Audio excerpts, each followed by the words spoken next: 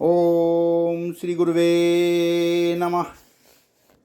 ओम शांति ही शांति ही शांति ही। प्रणाम भगवान। भगवान एक सत्संग मुंडक उपनिषद प्रवचन श्री स्वामी अखंडानंद सरस्वती जी महाराज द्वारा विरचित मुंडक सुधा से और प्रवचन नंबर 28 मंत्र नंबर 5 से 6 ब्रह्मज्ञानी की महिमा पाठ 3 जीवन मुक्ति एवं क्रम मुक्ति एपिसोड नंबर 2 लेते हैं। भगवान स्वामी जी बताते हैं कि एनम संप्राप्य वे उस परमात्मा को प्राप्त कर ज्ञान से तृप्त हो जाते हैं। ज्ञान से तृप्त होने का अर्थ क्या है? तन एव ज्ञानेन एव तृप्ता। लोगों की तृप्ति कैसे होती है? तृप्ति माने खाने के बाद जो डकार आती है सो नहीं। आहा, पेट पर हाथ फेर लिया और बोले तृप्त, इसका नाम तृप्त नहीं होता। खीर खाने से जो तृप्ति होती है, हलवा खाने से जो तृप्ति होती है, वह तृप्ति देह को बढ़ाने वाली है। वह शरीर के उपचय का कारण है, उससे शरीर बढ़ता है, तो ज्ञान से ही तृप्त है। इसका अभिप्राय यह है कि बाहरी किसी भी वस्तु के बिना अपना जीवन प्रीति में हो रहा है। जैसे ज्ञान की नज़र से सब दिखता है। आदित्य अधिष्ठान और आदित्य अधिष्ठान देखने से जो भेदभाव की निवृत्ति होकर, राग द्वेष की निवृत्ति होकर के समतत्व रूप तृप्ति होती है, वह जीवन मुक्त में हमेशा विद्यमान रहती है। कृत आत्मनो वीतरागा प्रशांता। कैसे होते हैं? सो बताते हैं कि अविद्या कल्पित जो अनात्मा रूप है, उसका अपच नयन कर नित्य सिद्ध पर रूप में ही निष्पन्न है। वह अविद्या कल्पित माने मूर्खता से माना हुआ। इसके बारे में वेदांत में 2 मत हैं। एक तो मूर्खता को ही अविद्या कहते हैं और एक मूर्खता के कारण को अविद्या कहते हैं। यह तुला विद्या और मूला विद्या शब्द का मूल अर्थ क्या है? अध्यास ही अविद्या है। यह एक पक्ष है और अध्यास तो भ्रांति रूप है, वृत्ति रूप है। इसका कारण जो है वह अविद्या है। यह दूसरा पक्ष है। तो वैयाकरण में तो व्याकरण आदि जो तंत्र हैं, वैयाकरणों में जो तंत्र हैं, व्याकरण तंत्र हैं, उनमें अध्यासक को ही अविद्या मानते हैं, मूल विद्या को बिल्कुल मानते ही नहीं। वे कहते हैं कि यह जो मूर्खता है, भ्रांति है। आप इसको अगर ठीक ठीक समझ लें, ठीक ठीक समझे, तो वे कहते हैं कि जैसे कोई समझो पूर्व को पश्चिम समझ ले, तो पूर्व को पश्चिम समझने की भूल कहाँ है? बुद्धि में है ना। वैसे ही यह बुद्धि में भूल है कि हमने अखंड अद्वय परमात्मा को जीव समझ रखा है। वाह भगवान वाह। यह भूल सिर्फ बुद्धि में है, और जहाँ वस्तु का साक्षात्कार हुआ, यह बुद्धि भ्रांति निवृत्त हो गई। अब अध्यास को ही अविद्या कहते हैं। यह एक पक्ष है और अध्यास भ्रांति रूप है। अहं जीव इत्याकारक हैं। अत इसमिन्नम अस्त बुद्धि और अविद्या जो है वह अपने को ब्रह्म न जानना, यह इस विपर्य का, इस आवरण का कारण है। ऐसे दूसरा मत है। तो यह भी अविद्या से कल्पित अपना स्वरूप तुम जो अपने को मानते हो कि हम मनुष्य, क्या सोच करके माना है? अच्छा, बोलते हैं मैं सन्यासी, तो यह तो जिस दिन सन्यास लिया उस दिन इस शरीर में सन्यासीपना कल्पित हुआ।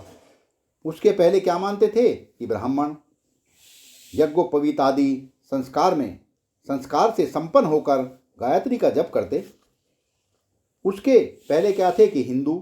तो उससे पहले क्या थे कि मनुष्य नहीं प्राणी। ये सब क्या है? ये सब अविद्या कल्पित संज्ञा है। बोले प्राणी नहीं जीव। एक सन्यासी को मनुष्य होने में कितनी देर लगेगी? एक ब्राह्मण को मनुष्य होने में कितनी देर लगेगी? एक हिंदू को मनुष्य होने में कितनी देर लगेगी?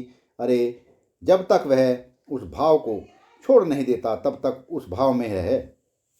यह जीव भाव अपना पकड़ा हुआ है। यह प्रमाण सिद्ध नहीं है, न प्रत्यक्ष। यह तो संन्यासित्व, ब्राह्मण तत्व, हिंदुत्व, मनुष्यत्व, मनुष्यत्व है। ये प्रत्यक्ष, अनुमान, उपमान आदि से सिद्ध नहीं है, अर्थापत्ति, अनुलब्धि से सिद्ध नहीं है, यह प्रमाण सिद्ध नहीं है। यह अपने भाव की स्वीकृति है कि मैं अमुक हूँ। तो यह जो अज्ञान से कल्पित अपने में भ्रांति मूलक भाव है, भ्रांति भाव है, इस भाव भ्रांति का परित्याग कर अपने स्वतः सिद्ध स्वरूप को, देश काल वस्तु से अपरिच्छिन्न पर ब्रह्म तत्व को आत्म रूप से जानना, यही कृतात्मा होना है।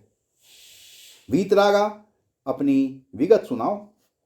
यह विगत बीती हुई बात को बोलते हैं। हिंदी में यह तो बीत गया, यह वीतराग में जो वीत है उसका भी वही अर्थ है, उपसर्ग है और इज धातु से कतः प्रत्यय होने पर बना हुआ शब्द है। इत, वी प्लस वी जमा इत, वीत। वीत माने बीता हुआ, विगत, व्यतीत। तो वीतराग शब्द का क्या अर्थ हुआ? राग और राग के भाई कौन कि द्वेष। तो वीतराग माने राग द्वेष आदि दोष जिसके जीवन में इतिहास की वस्तु हो गए हैं, मालूम पड़ते थे, अब नहीं हैं, नहीं मालूम पड़ते हैं। तो जब कभी अपना जीवन व्रत सुनाना पड़ता है तब कहता है, हाँ भाई, एक समय ऐसा था जब हमारे राग था, द्वेष था, अब तो पता नहीं लगता, अब तो पुरानी बात याद करते हैं, उसको बोलते हैं वीतरागा। तुम्हारे जीवन में राग द्वेष आज हैं कि पहले थे? अब मिट चुके हैं तो पहले की याद कर करके तो रोना नहीं। और देखो, एक बात आपको सुनावें, यह सत्य यथार्थ बात आपको सुनाते हैं। असल में हम जो राग द्वेष करते हैं वह याद करके करते हैं। उसने हमको गाली दी थी और उसने हमको सुख दिया था। हेमलता ने एक दिन बताया, किसी रिश्तेदार के घर गई, तब छोटी थी, बच्ची थी, तो वहाँ सब लोग रो रहे थे। कोई रोने का काम था? तो यह सोचे कि सब लोग रो रहे हैं तो मैं भी रोऊं, तो रोना न आवे। तो घर में कौन कौन मरा था उसकी याद करे कि कैसे भी रोना तो आ जाए। कौन बिछड़ा, अब उसकी याद करें। तो जिन लोगों को रोने का शौक होता है वे पिछली बातों को ज़्यादा याद करते हैं। पिछली बातों को याद करना छोड़ दो तो न राग होगा न द्वेष होगा। किसी ने किसी दिन तुमसे एक मीठी बात कही, अब आज वही कड़वी बात कहता है, तो तुम उसकी मीठी बात याद करके रोते हो कि वैसी मीठी बात आज क्यों नहीं बोलता। और कभी कड़वी बात किसी ने कह दी तो उसकी याद करके आज रोते हो। तो असल में वर्तमान में न कड़वा है न मीठा है। देखो, 1 मिनट और 1 मिनट में क्या होता है कि 1 मिनट में छोटा सेकंड होता है और 1 सेकंड के भी गणितज्ञ लोग करोड़वां हिस्सा निकाल लेते हैं। तो वर्तमान में माने 1 मिनट के भीतर जो वर्तमान सेकंड है, 8 सेकंड में से 1 सेकंड, और 1 सेकंड में भी जो 1 करोड़वां हिस्सा है उसमें तुम मौजूद हो। वहाँ कहाँ राग है, कहाँ द्वेष है? वाह भगवान वाह। जो पीछे छूट गया उसमें राग द्वेष मर गया, वह तो बह गया गंगा जी में, और जो आने वाला है वह तो अभी देखा हुआ ही नहीं है। तो तुम्हारी स्थिति क्या है कि तुम तो वीतराग हो भाई, सचमुच वीतराग। यह सब वीतराग होते हैं, अपने को जानते नहीं हैं। प्रशांता का अर्थ है इंद्रियां शांत होवे, उपराम होवे, अपने घर में बैठी हों। हमने देखा कि एक परिवार है बीकानेर में, जिंदा है, मुर्दे की बात नहीं कर रहे हैं। उस परिवार के लोग जो होते हैं उनकी आँख की पलकें हर समय हिलती रहती हैं। सारे परिवार में कोई रोग होगा, कोई परंपरागत रोग होगा, मैं समझता हूँ। तो इंद्रियों में राग होता है। क्या रोग होता है कि यहाँ से चलकर वहाँ जाती हैं और वहाँ से चीज़ को अपने भीतर कर लेती हैं। यह ऐसी ही है। एक दिन किसी गांव में कोई दुखद घटना हो गई तो सब स्त्रियां बैठ गई चुपचाप, कोई बोले ही नहीं। तो एक दिन तो ऐसे बीत गया, जब दूसरे दिन इकट्ठी हुई तो एक ने कहा, देखो भाई, हमारे तो मुंह में खुजली होती है, अब हमसे तो बोले बिना रहा नहीं जाता, तो आओ कुछ लड़ाई झगड़ा हो। अरे तुम बड़ी झगड़ालू हो, झगड़े की बात करती हो? अच्छा, हमें झगड़ालू कहते हो? अभी इसी बात पर दोनों ओर से महाराज का सुनी प्रारंभ हो गई। तो इन इंद्रियों को खुजली होती है कि आ बैल मोहे मार, आ विषय तू मेरे भीतर घुस जा, आ जा औरत, आ जा मर्द, तू मेरे दिल में घुस जा। तो यह क्या है कि यह इंद्रियों की यह शांति है। पर शांत का क्या अर्थ है? आँख अपने गोलक में बैठे, अपने घर में बैठे, क्यों पड़ोसी के घर में जाती है? यह दिल अपने घर में बैठे, हर समय शॉपिंग ही शॉपिंग नहीं करनी है। अरे भाई, वह तो हफ्ते में एक दिन, महीने में एक आध दिन होती है। अब रोज़ पर्स लेकर बाजार में चले गए। एक दिन एक सास बोली हमसे कि क्या बतावें महाराज, हमारी बहू बाजार में गई तो 10 लाख रुपए सौदे का ऑर्डर दे आई। अब क्या करें भला? वह तो दुकान से दुकान में जाना, जिसके घर में एयर कंडीशन नहीं होता है वे जाकर एयर कंडीशन दुकान में बैठना पसंद करते हैं। जिनके घर में हंसी खेल करने वाला कोई नहीं होता वे जाकर दुकान दुकान पर घूमते हैं। तो यह जो इंद्रियों का दुकान दुकान में घूमना है, यह अशांति है।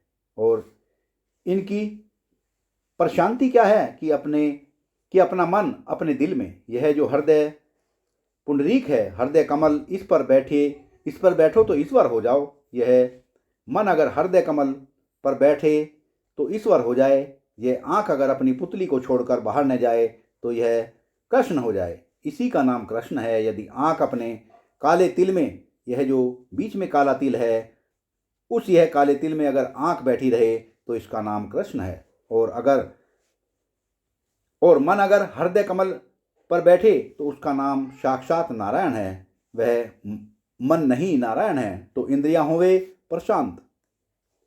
ऐसे जो महापुरुष हैं कि वे क्या करते हैं कि स्वर्गम सर्वव्यापी आकाशवत जो परमात्मा है, अपना आत्मा है, उसको सर्वत्र प्राप्य न उपाधि परिच्छिन्नेन एक देशेन परमात्मा की प्राप्ति जिसको होती है उसको एक जगह नहीं होती।